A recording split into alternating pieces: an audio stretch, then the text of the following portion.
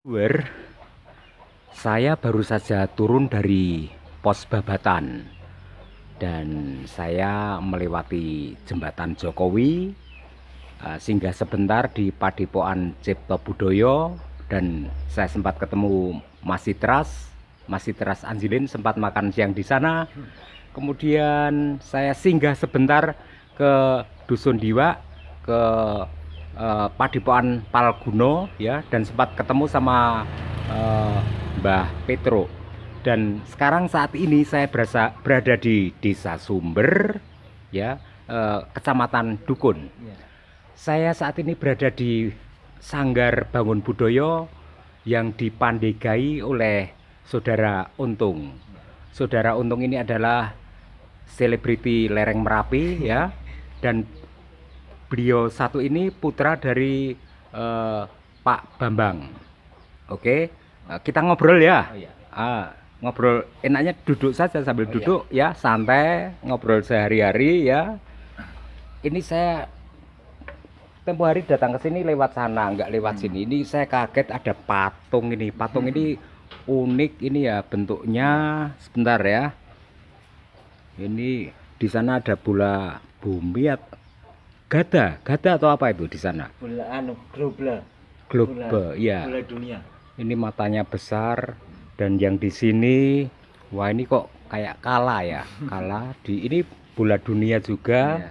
Memegang bumi lagi dimakan gitu. Barangkali bisa menceritakan Saudara Untung ya. Yang ini dulu, barangkali yang ini dulu diceritakan. Silahkan. Ya, istilahnya mungkin biasanya kalau apa namanya gupala di istilahnya di depan-depan pendopo maupun sanggar itu lebih visualnya memang soal kala. Jadi Kala ya. kalau ini saya mengambil dengan Sukrasana. Oh, Jadi ya. sebuah pengabdian dulu, istilahnya adik dari Raden Sumantri. Kalau di Raden cerita Sumantri. Oh, Panji iya, itu iya, ya, iya, iya. dia memang apa ya, istilahnya menaruhkan Kokrosono ya. Iya. Saya pernah ngikutin cerita itu. Sukrosono, bukan Sukrosono. Sukrosono. Oh iya, iya. Jadi dia pengabdiannya kepada kakaknya itu Hmm. sangat tulus sekali, Iya. bahkan sampai terbunuh oleh Ikhlas. kakaknya. Iya. Dia berperan memutar Taman Sriwedari dulu. Jadi Sumantri itu ada sayembara untuk memutar taman, tapi Sukrosono yang membantu. Ya. Bahkan sampai terbunuh oleh Raden Sumantri sendiri. Ya. Jadi saya kenapa memilih gupalanya dengan Sukrasana? Ya. Karena saya lebih pengabdiannya kepada Kesetiaannya yang luar biasa, ketulusannya. Ini kan untuk apa, edukasi masyarakat Indonesia itu harusnya juga begitu ya. Iya, harusnya kita Punya lebih banyak rasa pengabdiannya, ikhlas. Ya. Kalau betul-betul dari dalam hati Iya, gitu. iya. Terus kenapa biasanya pakai gada? ya. Tapi saya di sini memilih pakai bentuk bola dunia. Ya, karena itu harapannya dari teman-teman sanggar sendiri. Kenapa kalau kita tidak istilahnya mempunyai antusias untuk mendunia lah, istilah mungkin bisa kita mengenal teman-teman dari teman-teman luar gitu loh.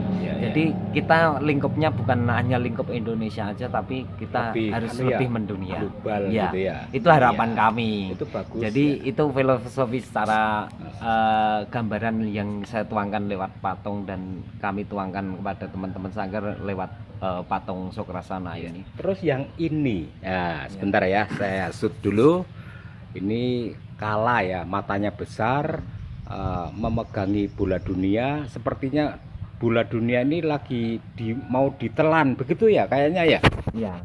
Itu harapan. Menceritakan tentang apa? Filosofinya bagaimana? Ini filosofinya bahwa apa? Ya kembali lagi ke tadi ya saya utarakan bahwa kenapa sanggar harus istilahnya harus mengenal teman-teman luar maupun bisa ke luar, harapan kami. Walaupun mungkin di saat ini kami belum bisa, baru kita kedatangan dari teman-teman luar yang teman-teman yang luar yang datang ke sini. Tapi suatu saat nanti mungkin dari generasi saya mungkin akan bisa lebih luas lagi, lebih lagi, banyak lagi ya, gitu ya. bisa berkunjung ke sana. Mungkin tidak hanya teman-teman luar yang berkunjung di Ya. sini, tapi kita sebaliknya gitu. Ini kan patung ini sepasang begitu ya, Mm-mm. dan maknanya sama sepertinya. Iya, begitu ya? sama.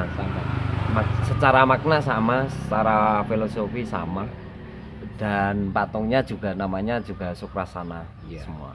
Oh iya, eh, ketika saya mau ke pos Babatan malam hari, saya sempat mendengar ada suara jadilan campur. Saya tahu itu apa, gamelan jadilan campur itu kan khas. Iya. Saya sempat menengok dan liputan di tempat latihan ya, dari Desa Paten ya itu ya. Iya, Desa Dusun Paten. Desa Dan Paten. ternyata yang melatih inilah pelatihnya Iya. bersama rekannya Mas Dari- Tanto ya, dan satunya Yoko ya. sama Mas Pujian. Itu latihan sudah berapa lama? Kok tampaknya sudah apa? Ya luwes-luwes gitu loh. Ya. Ya, memang awalnya di sana ada kesenian jadilan. Ya. Itu dulunya yang ngajar itu bapak saya dan paman saya, Pak Citra Sanjilin. Ya. Itu sudah berjalan dari tahun berapa ya?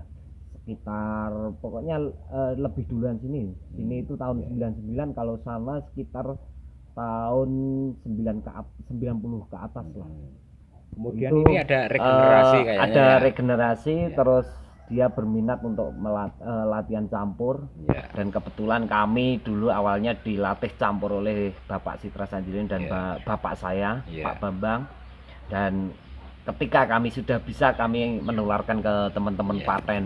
Ya, ya. Dan kebetulan kami juga memegang metode pelatihannya dari Pak Citra maupun dari Bapak Bambang sendiri. Ya. Jadi kami bisa menuangkan kepada teman-teman Paten. Itu kita pertemuan baru 8 kali pertemuan. 8 kali Ya, pertemuan. jadi awalnya kita metode untuk melatih teman-teman dari Paten itu, kita metodenya dari olah tubuh dulu. Gitu Jadi ya. kita olah Untuk tubuh, basicnya, dasarnya ya. dasar tubuhnya biar terbentuk Ya. untuk kesiapan menari gitu loh.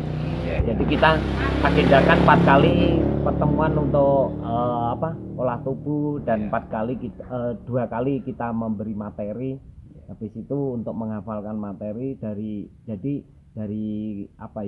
session ke session itu kita beri materi, terus kita hafalkan, tambah lagi materi, kita hafalkan lagi, dan sampai adegan campur itu sampai 1 babak gitu.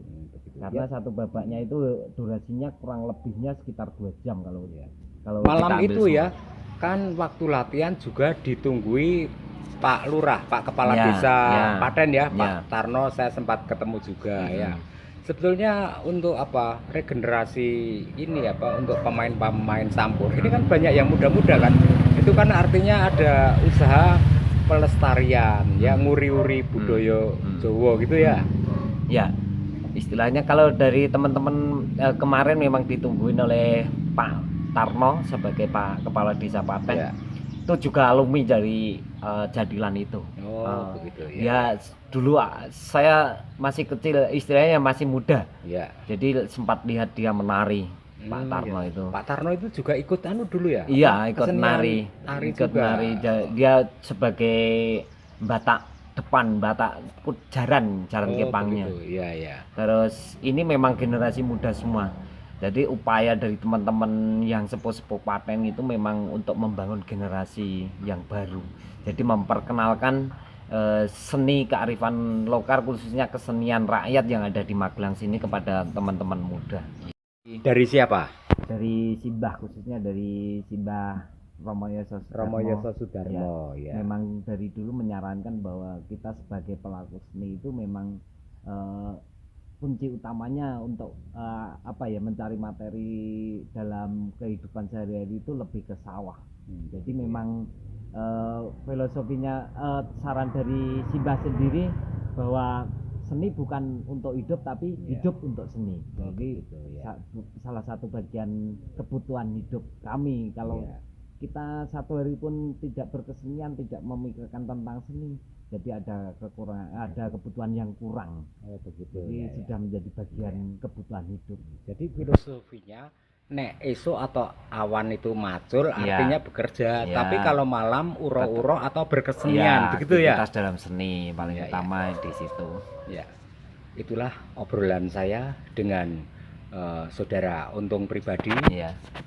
Pandega dari Sanggar Sanggar Budaya. Bangun Budaya di Desa Sumber, Hmm. Kecamatan Dukun, Kabupaten Magelang. Ya. Itu saja, salam dari Mbah Untung.